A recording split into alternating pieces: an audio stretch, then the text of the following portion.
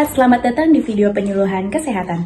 Perkenalkan, nama saya Canita dari FM23D dengan NIM 23416248201131 dari Fakultas Farmasi Universitas Buana Perjuangan Karawang. Kali ini saya akan menyampaikan topik yang sangat penting, yaitu tentang penyakit kronis diabetes mellitus. Minuman manis menjadi favorit bagi hampir setiap orang.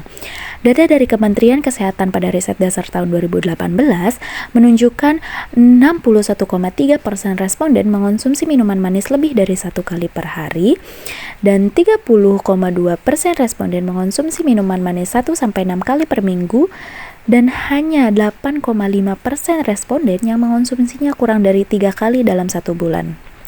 Meski demikian, kesadaran masyarakat tentang bahaya minuman manis ini masih sangat tinggi.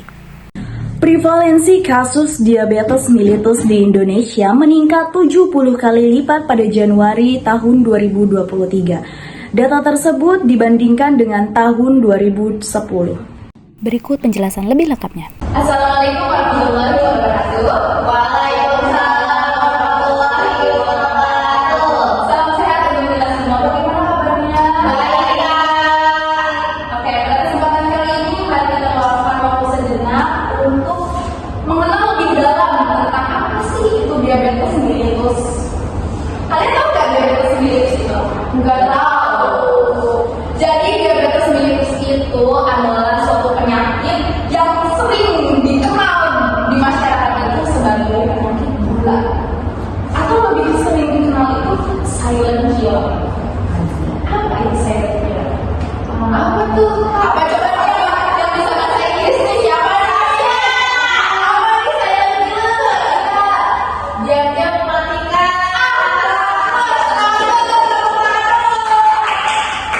Jadi silent killer itu membunuh secara diam-diam, nggak ada gejala, tapi tiba-tiba langsung komplikasi si diabetes mellitus. Berarti bahaya ya Kak? Bahaya sekali. Nah, diabetes mellitus itu ini lebih lengkapnya. Diabetes mellitus adalah penyakit kronis yang ditandai dengan tingginya kadar gula dalam darah.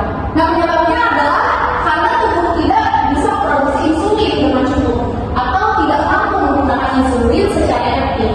Nah, insulin ini sendiri adalah hormon yang berfungsi memasukkan gula dari darah ke dalam sel untuk digunakan sebagai energi.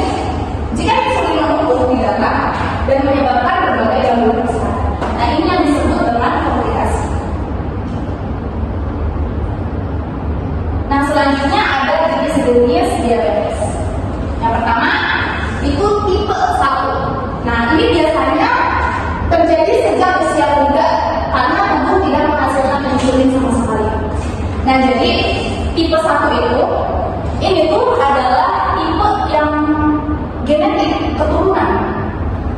Jadi misal dari ibu terkena diabetes, nanti bakal turun ke anaknya, tapi turunnya itu secara jenjang.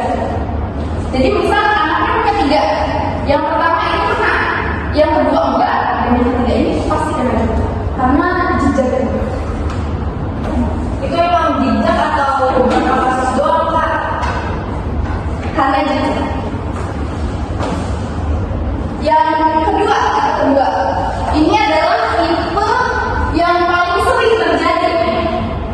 Biasanya pada orang dewasa dan disebabkan oleh gaya hidup tidak sehat.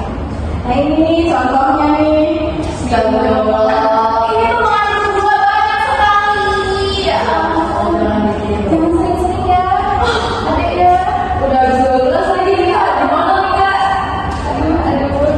Nah, yang ketiga ini ada diabetes gestasional. Apa coba ini? Yang terjadi saat kehamilan. Nih, ini tuh terjadi saat kehamilan dan bisa hilang setelah melahirkan. Tapi ada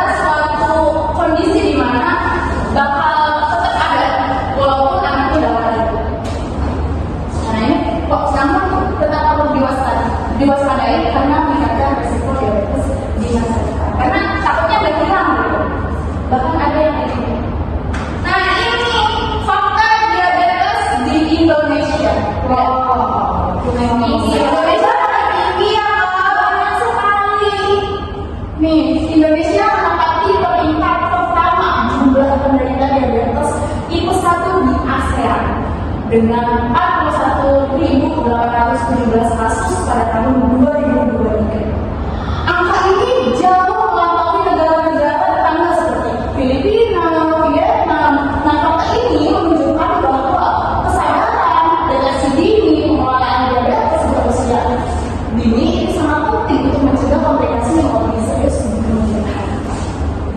Banyak sekali ya.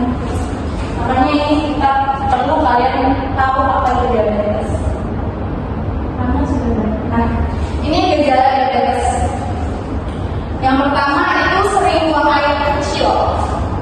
Ada nih yang sering buang air kecil kan kalau malam hari Aca pipis mulu kak. Nah itu patut diwaspadai itu kalau bisa udah sering terlalu sering nih mau tidur tiba-tiba kebetulan sering kebetulan ya udah beberapa menit tiktokan lagi pipis lagi biasa itu itu kan banyak minum kali-kali.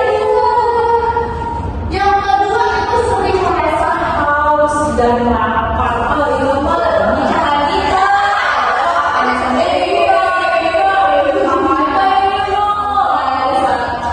Termasuk gejala. Yang ketiga itu berat badan turun drastis tanpa sebab. Wow, dari bisa 60 langsung ke 50. Yang keempat itu mudah lelah. Tapi Gen Z ini mudah lelah sih biasanya ya. Itu salah satunya dari gula juga. Termasuk itu mudah lelah. Yang pertama mudah lelah, mudah kesemutan ya. Ada ya yang mudah kesemutan. Ya kalau sering jongkok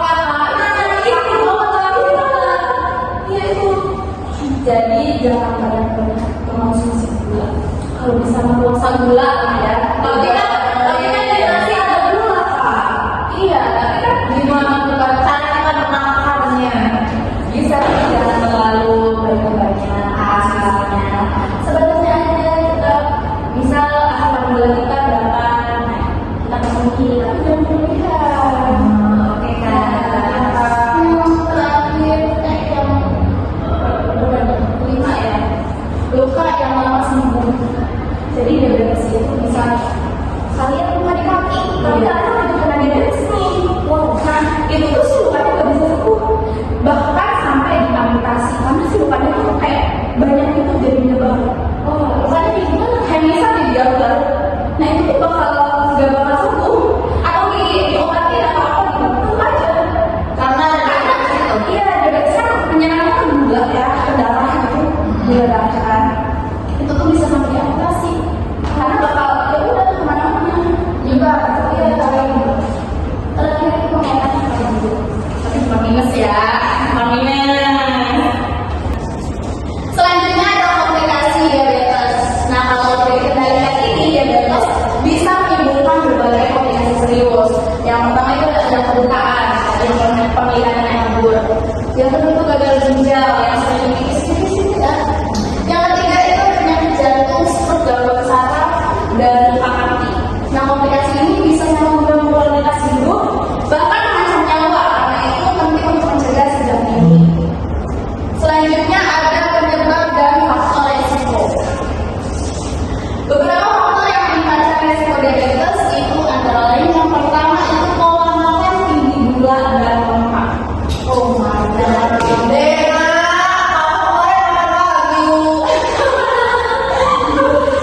Ini biasanya goreng-gorengan itu kan lemak ya. Ayam-ayam yang pakai tepung itu yang digoreng-goreng. Jangan kebanyakan. Harusnya kalian makannya diselingi dengan sayur, buah. Yang kedua itu kurang aktivitas fisik. Jangan olahraga ya. Udah terus lah. Soalnya dia memangnya.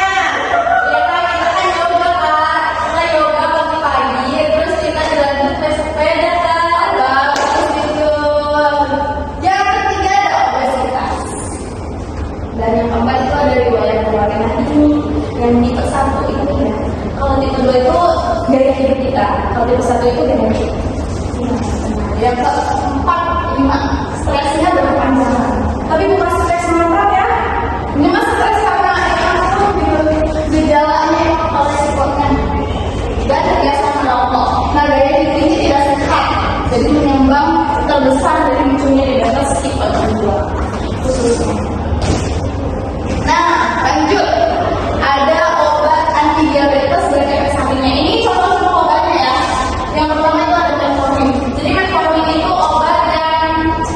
Lini pertama apa sih, kayak paling pertama itu yang pertama tuh metformin. Jadi kayak bisa udah ada gejala ini, kita tangani dulu sih sama metformin. Tapi kalau misal yang udah ini itu insulin. Saya jelaskan yang metformin dulu itu ini bisa menyebabkan mual, diare, dan lusu. Itu metformin efeknya. Yang kedua itu ada sulfonylurea, beresiko menimbulkan hipoglikemia. Yang ketiga itu asam sering memicu kembung dan diare. Yang keempat ada insulin, itu dapat menyebabkan hipoglikemia berat. Nah, tapi kalau misal obat ini dikombinasikan itu bakal menimbulkan resiko juga karena efek sampingnya. Jadi penyesuaian dosis itu sangat penting. Nah, cara mencegah diabetes nih. Yang pertama itu kurangi makan manis dan berlemak, berbanyak sayur dan buah nih. Biasanya anak kosan nih jarang makan sayur, jarang makan buah, tinggi lemak, tinggi gula nih. Gosrek terus lah.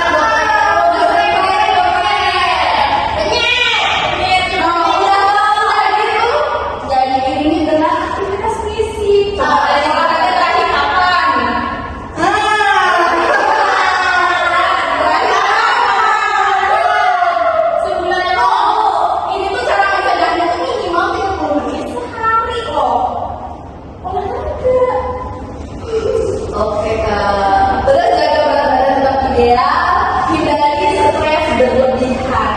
Jangan terlalu stres. Aduh Kak, masih capek soalnya. Gimana nih stres berlebihan aku? Jangan.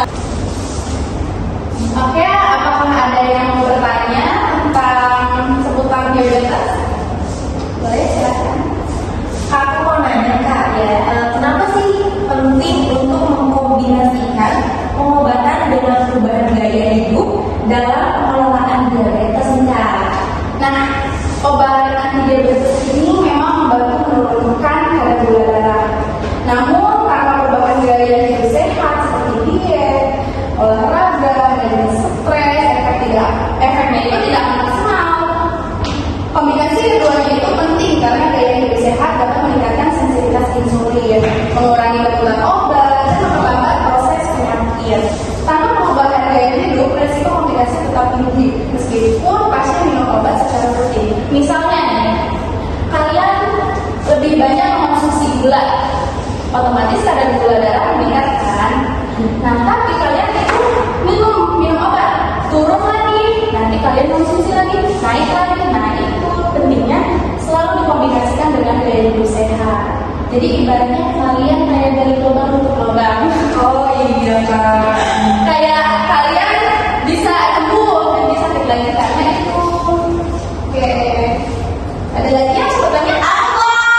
Boleh silahkan. Pertanyaannya itu bagaimana tantangan terbesar dalam meningkatkan kepatuhan pasien terhadap terapi dan kontrol diabetes itu Kak? Nah, tantangan utamanya ini adalah kurangnya kesadaran pasien terhadap pentingnya kepatuhan jangka panjang serta minimnya pemahaman tentang konsekuensi dari pengobatan yang terputus. Nah, ini pentingnya penyuluhan. Terus efek samping obat, kurangnya dukungan keluarga, dan akses terbatas pelayanan kesehatan juga mempengaruhi kepatuhan. Oleh karena itu, pentingnya edukatif dan empiri dari tenaga kesehatan, terutama farmasis nih, sangat penting dalam meningkatkan motivasi dan partisipasi aktif pada pasien. Ada lagi yang mau bertanya? Sudah. Jadikan hidup kita berkualitas, sehat, dan bebas dari komplikasi penyakit kronis. Mari kita jalani hidup sehat demi masa depan yang lebih baik. Ada panduannya guys. Wah, apa tuh Kak? Pagi-pagi minum jamu. Ditambah roti dan buah pepaya. Hidup sehat jadi haru. Cegah diabetes sejak usia muda.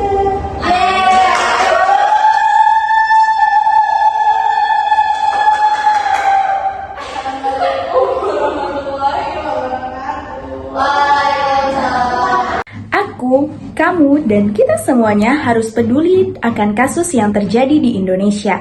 Mari sama-sama kita wujudkan Indonesia Emas tahun 2045 dengan mewujudkan generasi unggul dan berkualitas. Saya Ica Hanita pamit undur diri. See you next time.